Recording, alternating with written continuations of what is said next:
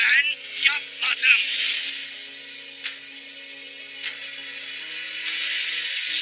Yeter!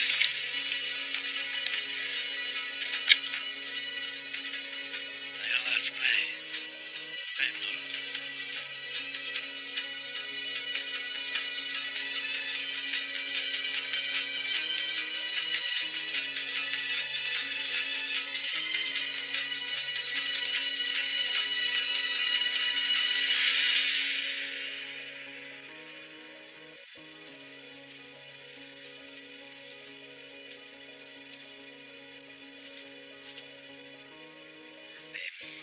Aslan Hatun'da Turgut Alp'i zehirleyen Bahadır Bey değildir. Sen ne dersin artık bey?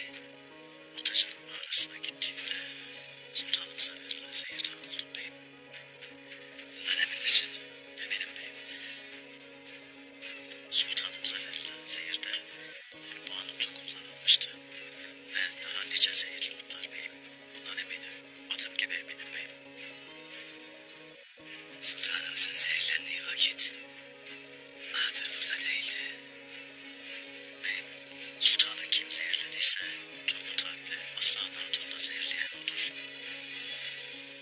Bu kişi her kimse Esma'yı da Bahadır'ın Alp'ini de katil gibi gösterip bunu suçlamak istemiştir.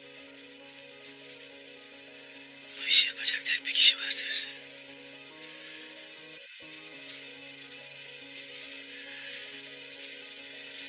Emir Saadettin.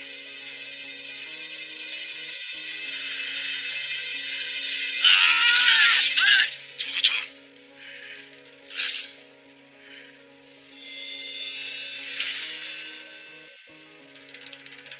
Sizi zehirleyen Bahadır Bey değildir. Bahadır Bey'i serbest bırakın. Alplerinden çözün.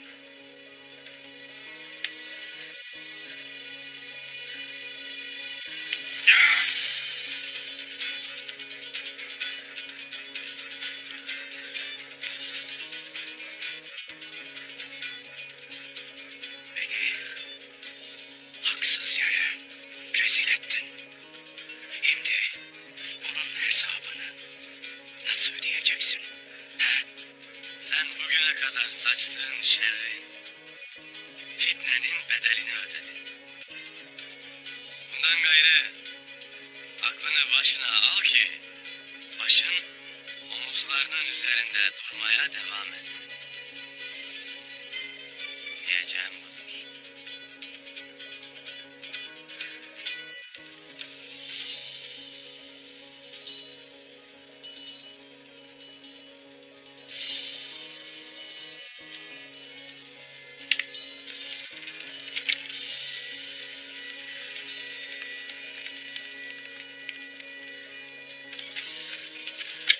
Bu meseleyi daha sonra konuşacağız Turgut.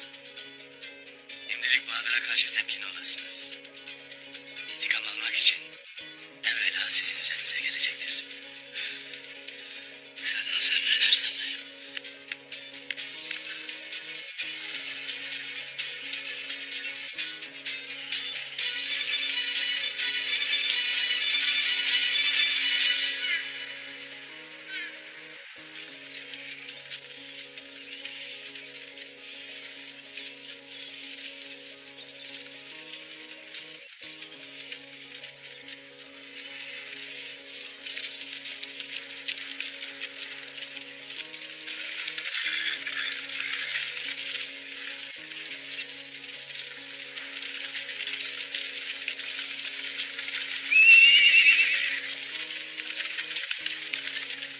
Tüccar Nikon, Kıbrıs gelen işuvatsız. Barış, imparatordan takviye birlik istemiş belli ki.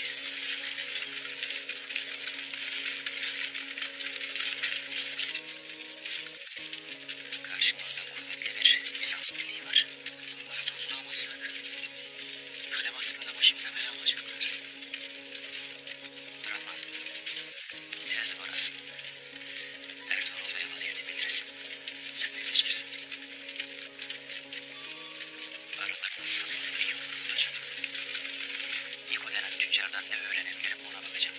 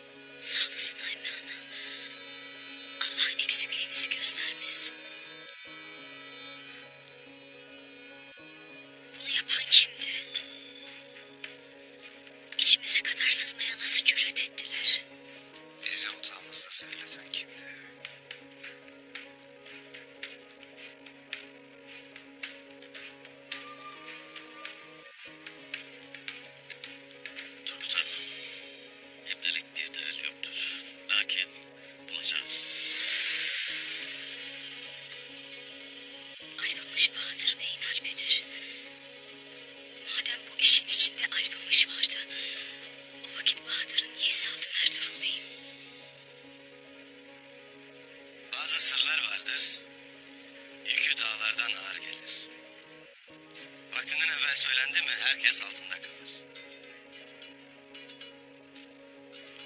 Esma'yı da Alpamış'ı da öldürüp arkasında iz bırakmak istemedi. Tasa etmeyesiniz.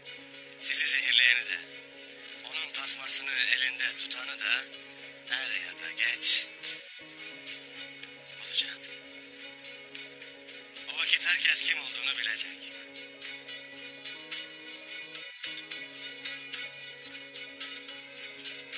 Yakarız Esafet Bey. Gayemizde hiçbir şey değişmedi Turgut. Obamıza dönüp fethi hazırlıklarına devam edeceğiz. Sen burada kalasın. Beylik için güç toplayasın.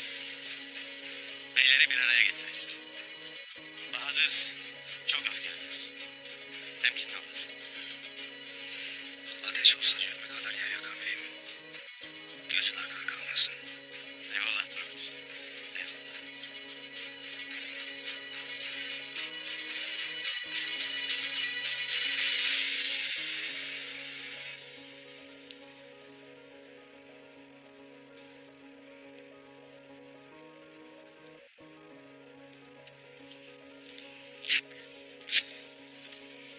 Senin bir damla kanın yere düştü ya.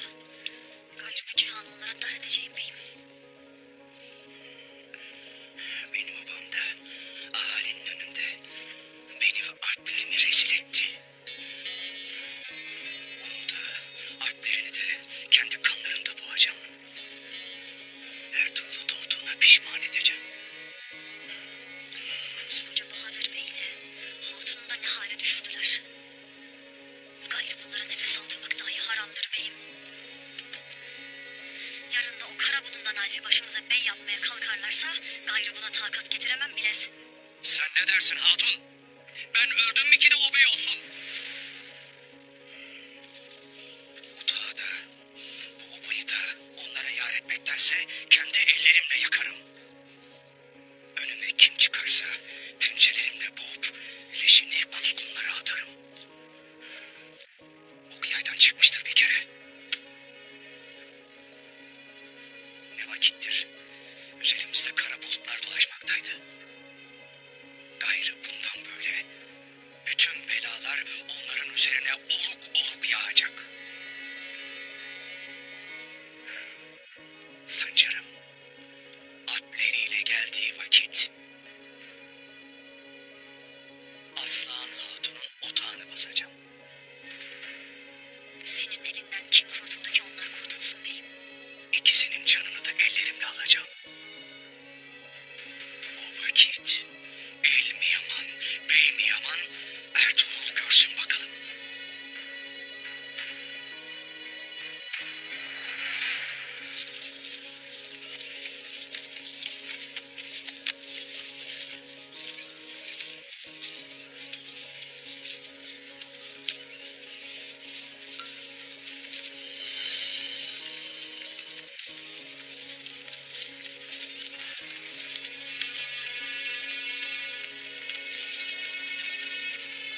Yabancı biri geliyor.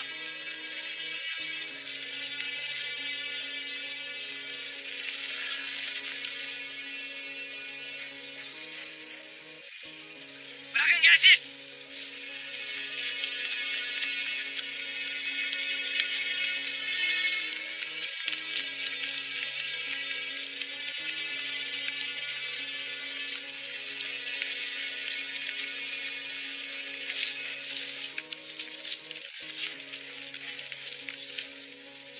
Sen de kimsin?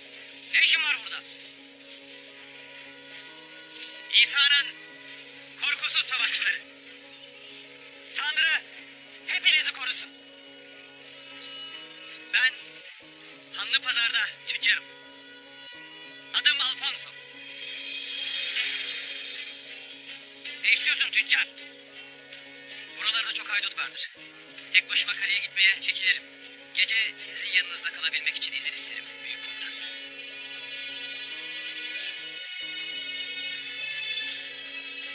Ti chiamo Alfonso. Sei veneziano?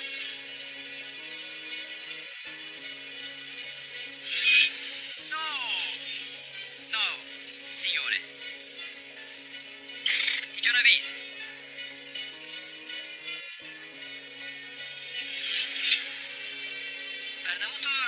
Giovanni. Grazie, signore.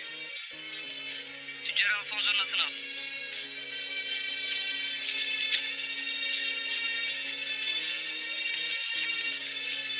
Demek Hanlı Pazar'da tüccarsın. Ne alıp ne satarsın Hanlı Pazar'da? Müşterilerim çoğunlukla Türktür.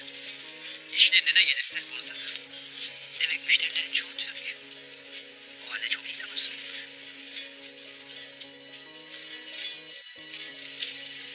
Barbarların ciğerini bilirim. Bildiklerim benim de işime yarar. Komutanım, Tüccar Kale'ye kadar bizim misafirimiz olacak. Kılıcını alın, yarın sabah giderken teslim edersiniz. Tanrı sizi korusun.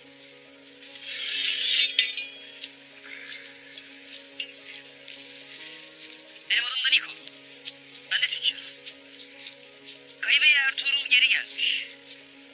Anlat bakalım Hanlı Pazar'ın tüccarları ne derler bu işe?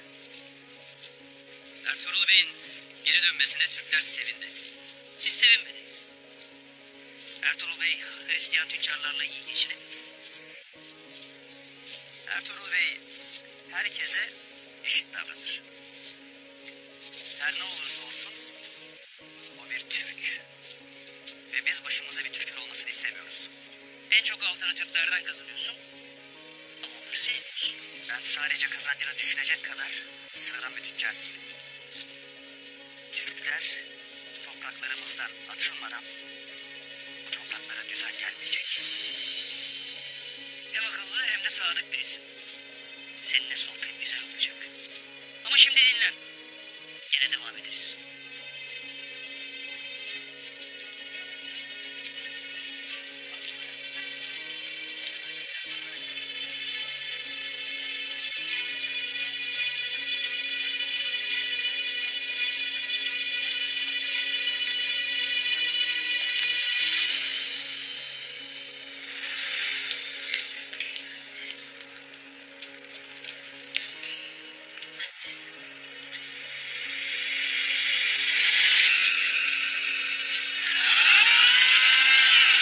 Şövalyeler talimlerine süratle devam ediyorlar efendim. Sayenizde her geçen gün daha iyi oluyor.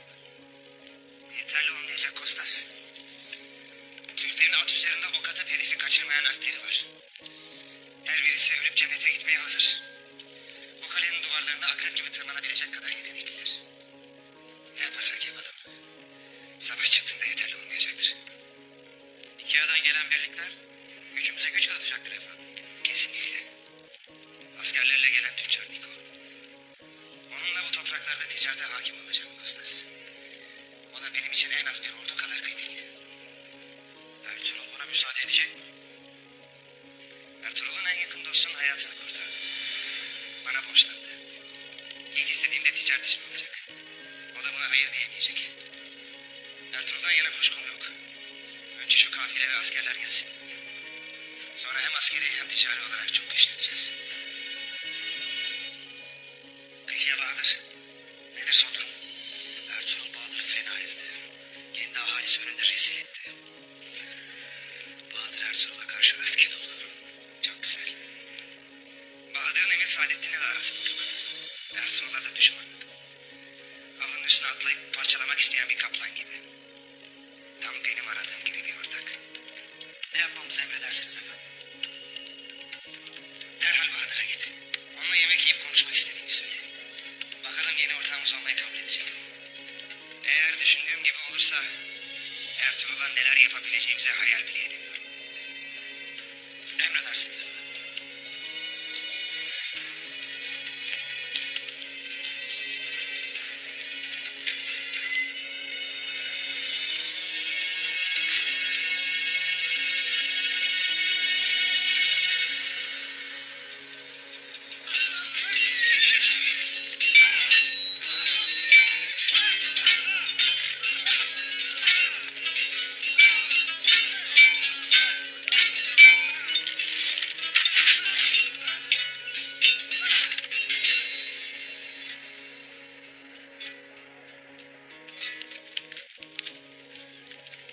Kuyunun yerini iyice tespit ettiniz mi? Ettik beyim. Eşmek için senden müsaade bekleriz. Kuyu obanın yakınlarında bir yerlerde midir? Yakındır beyim. Eyvallah. Yazın bir kuyu yetmemekteydi. İkinci kuyu ahali için iyi olacaktır. Taşları iyice örülsün. Gerekirse onun için bir taş ustası getiririz. Emrin olur beyim.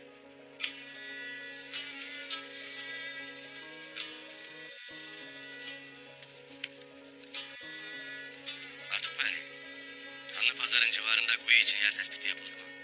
Beyim, emrin üzerine ahalinin içinden işinin ehli 3 kişiyi vazifelendirdim. Tez vakitte vazifelerini yerine getireceklerdir. Eyvallah. Alper'in vaziyeti nedir Bamsa? İyidir beyim. Talimler devam etmektedir. Atlar kale baskını için sabırsızlanmaktadır. Bundan gayrı Turgut Alp Çavdar Obası'nda yaşayacak. İnşallah Çavdar Obası'nın beyi olacak. Bundan böyle Alplerden sen mesul olacaksın. Seni Alpbaşı tayin ettim Hamza. Eyvallah. Buyruk senindir beyim. Evvelallah vazifemi hakkıyla yerine getiririm beyim. Evvelallah Hamza.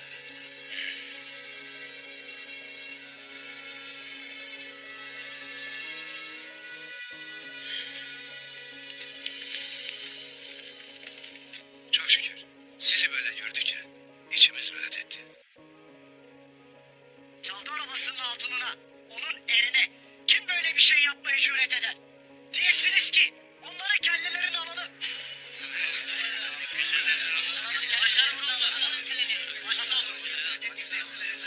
Beylerim, Ertuğrul Bey de biz de bu işin peşini bırakmayacağız. Şimdi daha mühim meselemiz vardır.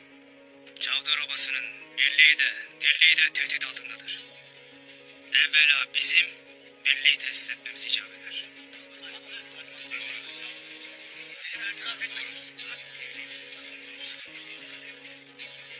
Bahadır Bey'in gözü dönmüştür. Şimdi bir hezimet içerisindedir.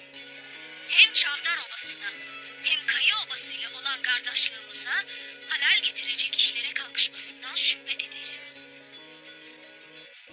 Bahadır Bey'in yaşadıkları da yenilir yutulur şey değildir Aslan Hatun. Hem kendisi hem de hatunu haksız yere aşağılanmıştır. Onuru kırılmıştır. Bahadır Bey'in yaptıklarını ne çabuk unutursun Yılmaz Bey. Anda Ertuğrul Bey'e ettiği hadsizliği unutmayasın. Esma'ya zehri Alpamış vermiş. Alpamış Bahadır'ın Alpidir. Bunu bilmez misin? Olur böyle bir şey. Bahadır Bey nasıl öyle bir şey yeltenir? Mümkün değil. Madem bu işi Bahadır Bey'in yaptığına inanırdı. O vakit Ertuğrul Bey neden Bahadır Bey'i azat etti? Ertuğrul Bey'im zehri Alpamış'a Bahadır Bey'in vermediğini anlamış. Onu azat etmiştir. Bahadır Bey bir Alp'ine sahip çıkamamıştır. Onun gafleti neredeyse Aslan Hatun'un ve benim canıma mal olacaktı.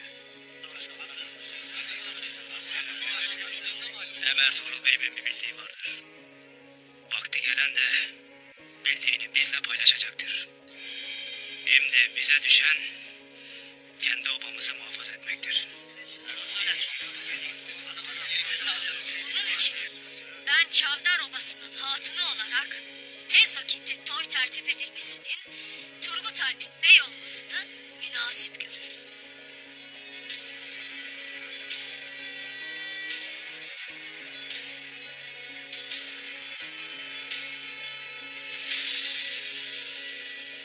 Hala aklım almaz beyim. Emir Saadettin böyle bir işe nasıl yeltenir? İki masum insana bu kadar acımasız bir zehir verecek kadar nasıl gözü döner beyim? Hırsın çöktüğü yerde akıl baştan uçar gidermiş artık bey. Beyim, bu nasıl bir hırstır? Bu nasıl bir hırstır ki Selçuklu Sultanı'nı zehirlemeye kadar gider? Niçin yapar bunu beyim? Vezirlik libasından soyunup sultanlık kisvesine bürünmek ister. Beyim peki bizim bu ahvali sultanımıza söylememiz icap etmez mi? Söyleyeceğiz artık bey. Söyleyeceğiz. Karacahisar Kalesi'ni alır almaz bu meseleyi sultanımıza iletmek için bizzat ben gideceğim. Lakin o vakte kadar bu mesele ikimiz arasında bir sır olarak kalmalı. Merak etme Esin Bey'im. Meselenin ne kadar ehemmiyetli olduğunu bilirim. Artık Bey, devletimiz ve sultanımız büyük tehdit altındadır. Gayrı bu tehlikeyi bertaraf etmek boynumuzun borcudur. Eğer bana bir şey olursa bu meseleyi sultanımıza bizzat senin arz etmeni isterim. Emrin olur beyim. Allah devletimizi de sultanımızı da muhafaza eylesin. Amin.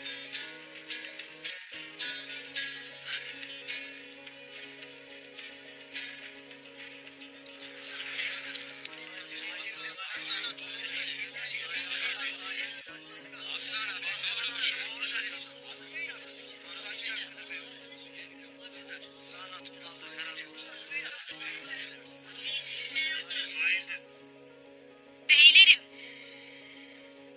Turgut Alp, Alplerimize seferde baş olmuştur. Onların sevgisini, saygısını kazanmıştır. Bizleri Haçlıların, Tekfur Vasilyos'un ve dahi Ural abimin belasından korumuştur. Beylik liyakatine sahiptir. Kayılarla olan kardeşliğimizi daim kılacaktır. Bahadır Bey Çavdar kanındandır. Senin amcandır. Çavdar kanından biri varken başka birinin bey olması münasip midir? Mesele kan bağı değil, liyakattir İvaz Bey. Birliğimiz tehlike altındadır. Gün geçtikçe düşman içimize sızmakta ve güçlenmektedir. Bu sebeple Çavdar Obası'nda Turgut Alp gibi yiğit güçlü birinin bey olması elzemdir. Kayı obası da Çavdar obası da birdir. Ayrı gayrı yoktur. Çavdar da biziz, Kayı da biziz. Gayrı burası benim obamdır. Bu obadaki dirliği de, birliği de tesis etmek boynumun borcudur. İyi güçlü olanın obası da ahalisi de güçlü olur. Allah hakkımızda hayırlısını nasip etsin. Amin. Amin. Tez vakitte toy tertip edilecektir.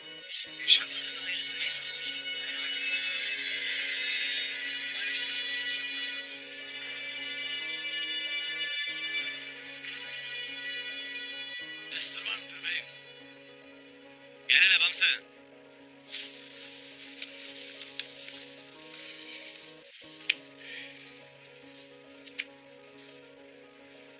Geçin hele.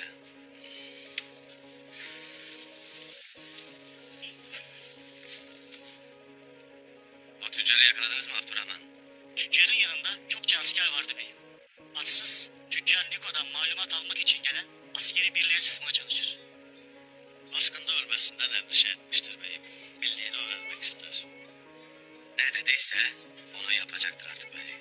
Gelen askerler sadece tüccarı korumak için gelmemiş olsalar gerek beyim. Belli ki Ares takviye istemiş.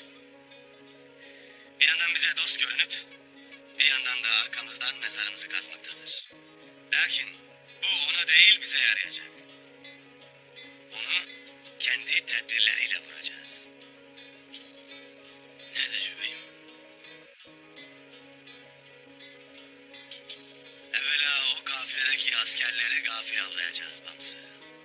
Kaleye onların kılığında sızacağız. Yani yarın cenk mi vardır beyim? Allah'ın izniyle yarın cenk günüdür. Gaza günüdür. Askerlerin kılığına girecek Alpleri alıp gittiğimde sen de obada kalan Alpleri kale baskını için hazır edesin artık bey. Buyruk senindir bey. Sen de bizimle birlikte gelip kafileyi basacak Alpleri hazır edesin Bamsı. Hemen yola devam edeceğiz. Buyruk senindir beyim.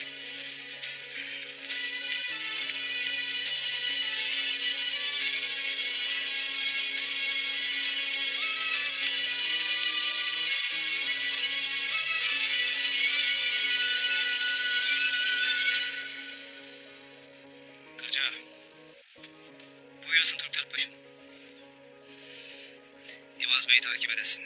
Sakın gözden ırak tutmayasın. Bahadır Bey'le bir araya gelirse tez haber edesin. Emrin olur Turgut Tarpaşım.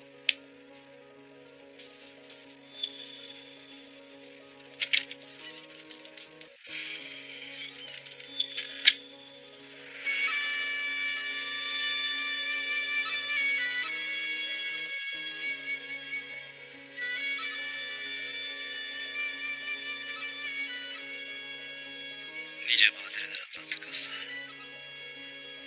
Belalar üzerimize yağmur gibi yağdı. Ölümlerden geçtik. Lakin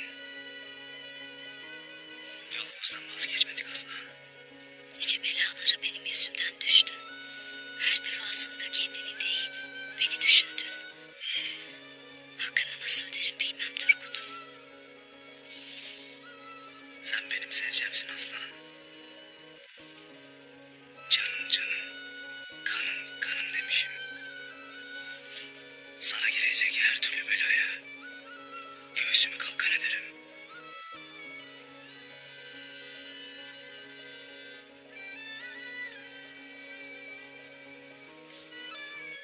İnşallah bundan gayrı hiçbir bela uğramaz.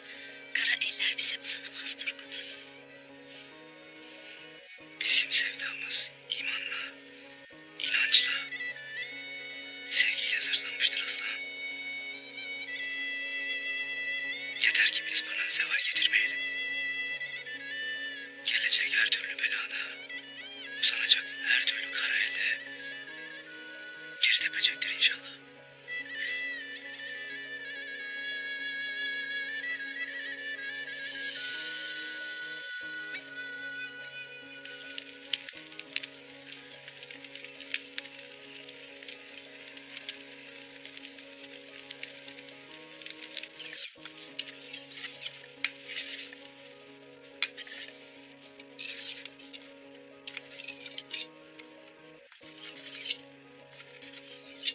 Destur var mıdır beyim? Gelirsin hele Kaya Tekin. Beyim. Sancar Bey haber göndermiş. Alplerle birlikte Kanlıtepe'ye yerleşmişler. Baskın için sizden haber beklerler. Aslan evladım benim. Tam vaktinde geldiler. Çok şükür. Kinimizi de, öfkemizi de gayrı içimizde tutmayacağız. Bahadır Bey'in kim olduğunu herkese göstereceğiz. Yarın gece otağa basıp ikisinin de kellesini bizzat ellerimle alacağım. Obaya bey olup Bahadır Bey'in kim olduğunu herkese göstereceğim. Buna değil Ertuğrul, Sultan Alaaddin bile engel olamayacak. Kaya Tekin, Buyur beyim. yarın Sancar'ı ve Alpleri görmeye gideceğim. Sen de obadaki Alplerimize baskın için hazırlıklı olmalarını tembih edesin. Emrin olur beyim.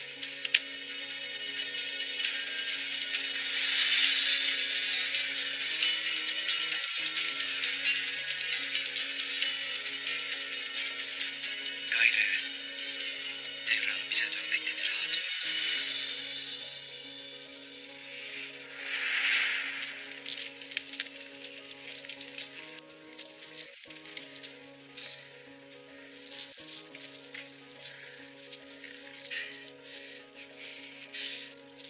Ya Rabbim. Ya Rabbim.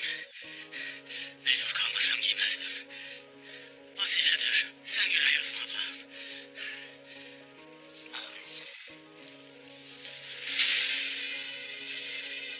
Yarabbim. Cevdet! Öyle Hafsam ne dersin? Hapsı! Bu halin ne böyle? Ya Hafsam vazife. Vazife içindir. Onun için giydim bu kefere giysisini. Yüreğim ağzıma geldi. Seni onlardan biri sandım. Hatunum bile beni onlardan biri sandıysa kefereler hiç tanımaz demek ki. Ay hatunum benim. Şimdi ben giderim. Gel hele vedalaşalım.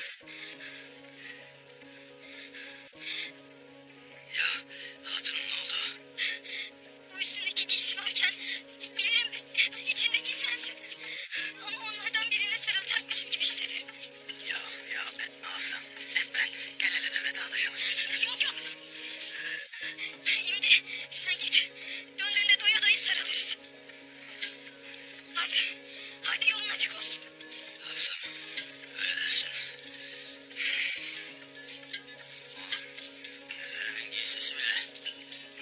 kısaca.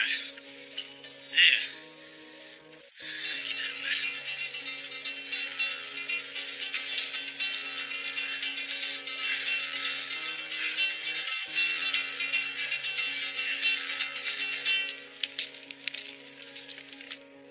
Yarın Karacahisar Kalesi denen o baykuş yuvasına bir şahin gibi dalacağız inşallah.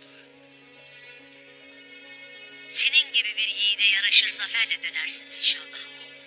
Kılıcın keskin. Gazan mübarek olsun. Eyvallah ana. İnşallah fethetmeniz uzun sürmez beyim. Zira Karacahisar çetin bir kaledir. Almak da zordur. Sen benden daha iyi bilirsin. Elimizde iki büyük kuvvet vardır. Gayret ve tevekkül. Biz elimizden gelen gayreti gösterelim.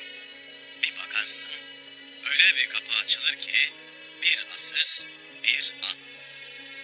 Gayret bizden, tevfik Allah'tandır. İnşallah. Senin gösterdiğin gibi sallarım gayrı kılıcı baba. Öğrendim. Ey maşallah aslanıma benim. Kılıcı düşmanına göre sallayacaksın yiğidim. Onun en zayıf yerini belleyip öyle vuracaksın pusatını. Nasıl? Gel bakalım.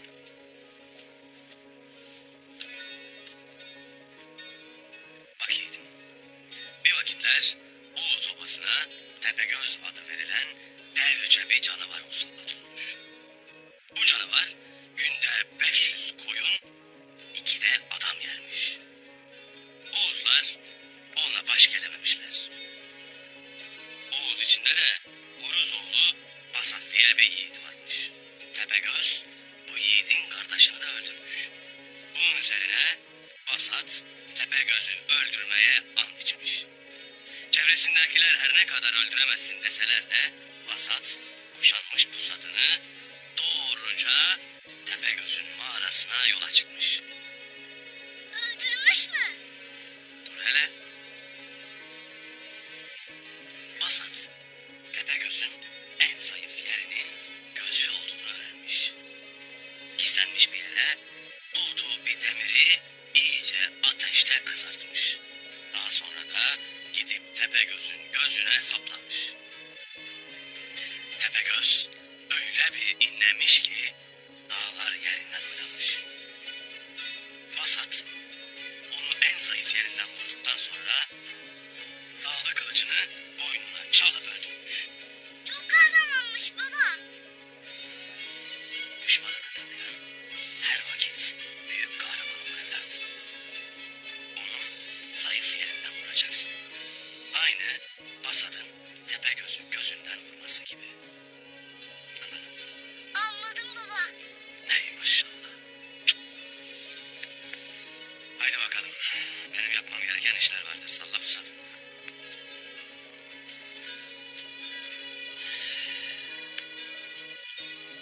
Allah'a emanet. Allah'a emanet olasın.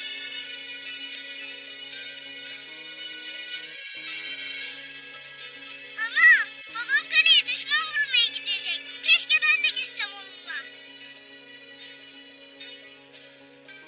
Gündüzün ne kalesi oğlum. Hadi bırak kılıcını doğru döşeğine yürü. Baban sabah seni ava götürecek. İndi uyu ki tez sabah olsun. Haydi Allah rahatlık versin. Allah rahatlık versin kızım. Yürü.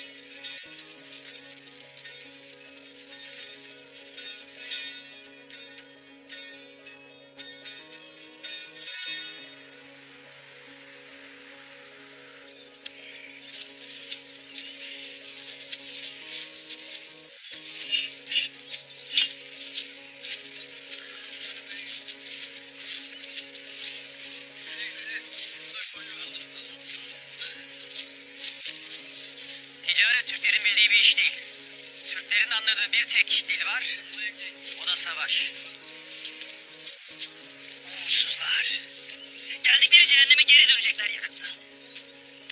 Komutan Ares'in büyük bir savaşçı olduğunu duydum. Bu işi başarırsa ancak onun gibi büyük bir komutan başarır. Doğru duymuşsun Alfonso.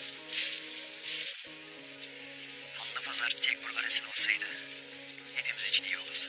Zaten ben de komutan Ares'in isteğiyle imparator tarafından buraya gönderildim. Komutan Ares'i ne kadar tanırsın? Hiç. Hiç tanımadım. Daha önce hiç karşılaşmadık. Ben de senin gibi büyük bir savaşçı olduğunu biliyorum. O kadar. Komutan Ares gibi bir savaşçı ve seni gibi büyük bir tüccar Hanlı Pazarı yönetseydi hepimiz ihya olurduk.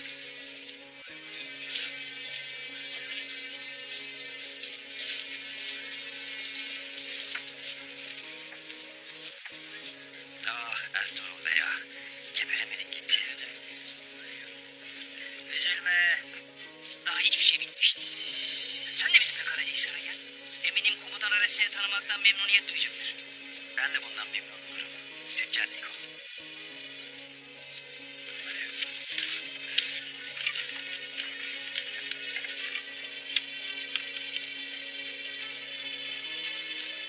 Ne oldu komutan?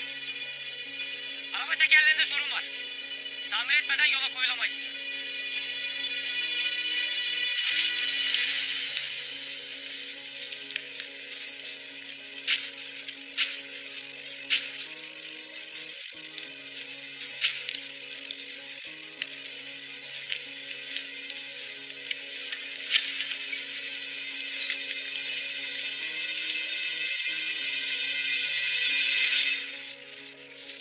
Benim de yük arabalarım var. Tamir işinden anlarım. Yardım etmek isterim.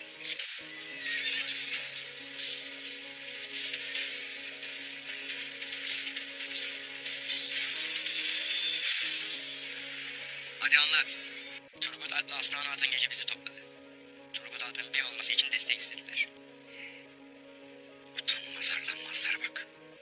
Onca yaptıkları yetmezmiş gibi hala hakkım olan beyliğe göz dikerler. Diğer beyleri bilmem ama ben razı gelmedim beyim. Sen haklı çıktın. Ertuğrul'un bütün derdi obamızı ele geçirmektir. Sen bak bakalım bana. Bende o Ertuğrul'un alp başına beyliği kaptıracak göz var mı he? Yoktur evelallah beyim. Akıllarınca korkup sineceğimi, ne yapsalar ses çıkarmayacağımı sandılar. Şimdi kükreyip pençelerimi bir göstereyim de aslanın hala ölmediğini görsünler.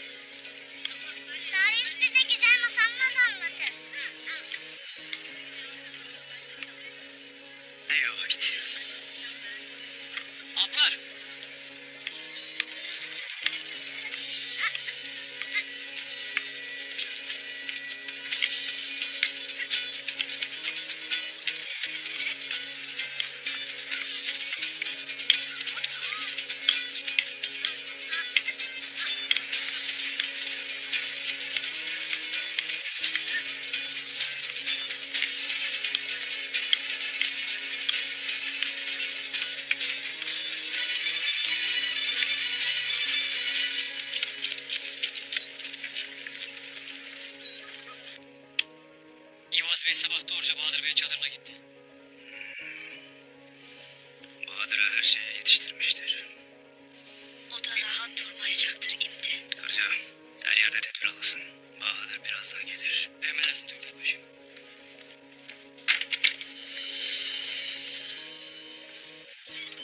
Sen kimin otağına destursuz girersin ha? Bana iftira attınız. Beni obama rezil ettiniz. Gelip benden af dilemeniz gerekirken üstüne hala beylik davası güdersiniz. Siz ne utanmaz ne hayasızmışsınız. Haddini bil Bahadır Bey. Haddini bil.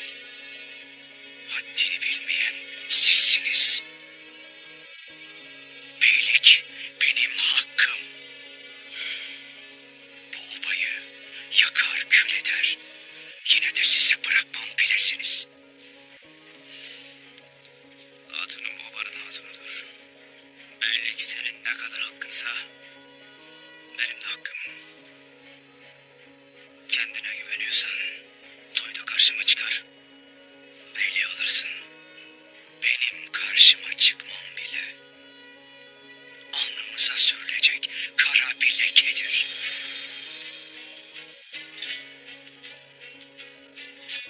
Sen bir kayı alpisin. Çavdar Bey olmak senin haddine mi? Yeter uzattın. Ertuğrul Bey'in hükmüdür. Turgut Beyliğe aday olacak. Sen de buna riayet edeceksin. Ertuğrul Bey. Etmezsen ne olur? O vakit boynunu baltamın ucuna yatırırım. Lakin bu sefer seni kimse kurtaramaz.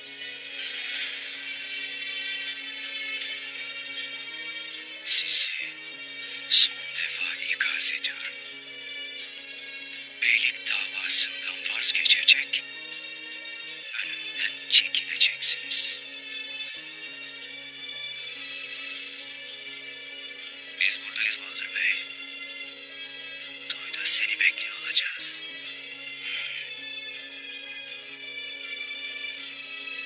Benden günah gitti.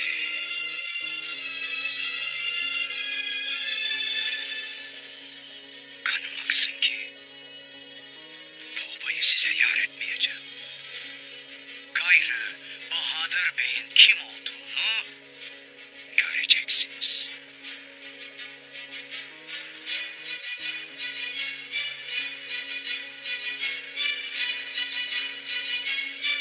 Kahve!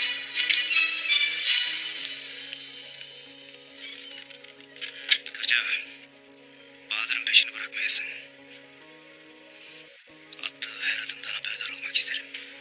Emredersin Türk Paşa.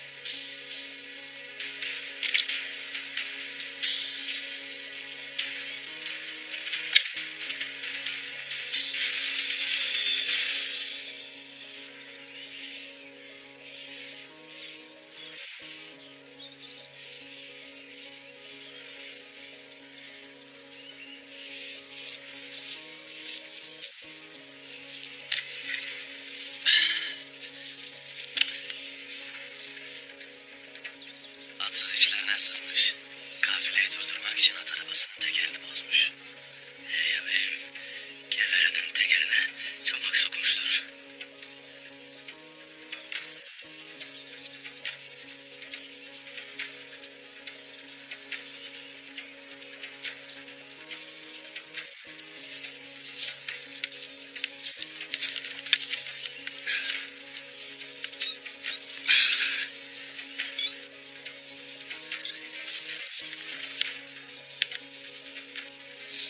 İştesi düşmüş. Onu bulmamız lazım. Askerler! Tedbir alıyoruz! Yolun her iki yanına dağılın! Siz buradan, siz de buradan! Hadi! Diğerleri de dişliği arasın! Hadi!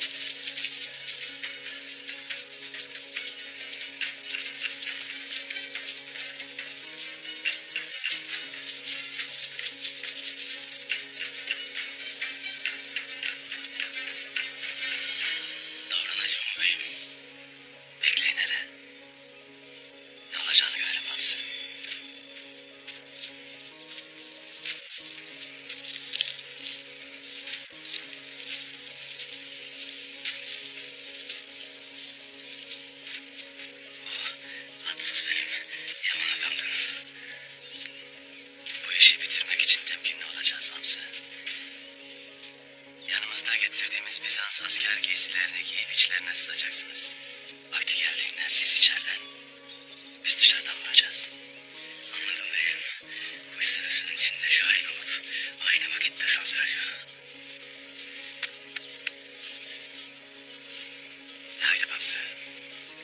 Allah yardımcınız olsun. Amin beyim. Ya Allah.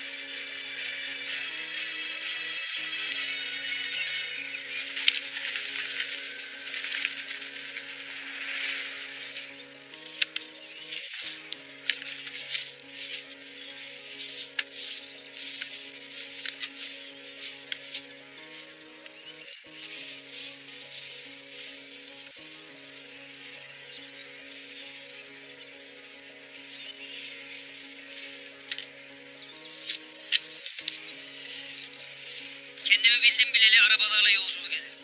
Ama hiç böyle bir şey görmedim. Lanetli Türklerin topraklarına yaklaştığımız nasıl da belli. Şu tekerleği takalım.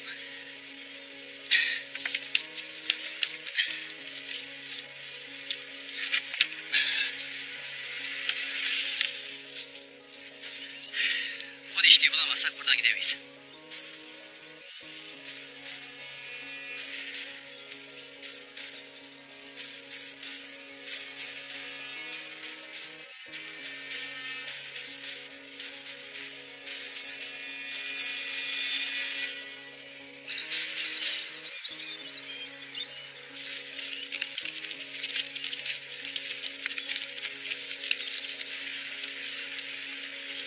Tedbir alın.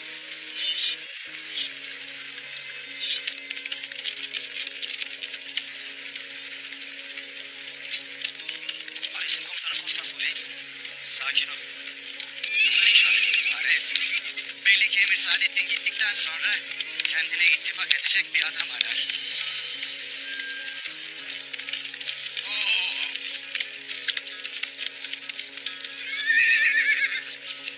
Hayrola komutan? Yolunu mu kaybettin? Kaybettim sanırdım Bahadır Bey. Ama sizi görünce doğru yolda olduğumu gördüm.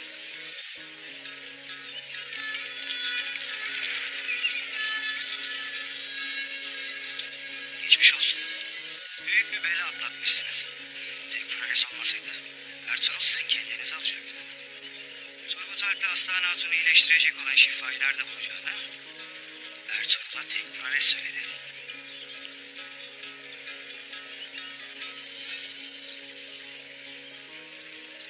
Ertuğrul, Tekfurales sayesinde sizin masum olduğunuzu anladı. Hayatımı Ares'e borçlu olduğumu mu söylersin komutan? De hele. Bunun için kendimi Ares'e borçlu mu belleyeceğim komutan? Takdir edersiniz ki Ertuğrul ticaret içinde, sulh içinde tehlikeli bir adam. Lafı eveleyip geveleyip durma. Bir söyleyeceğin varsa adam gibi de hele.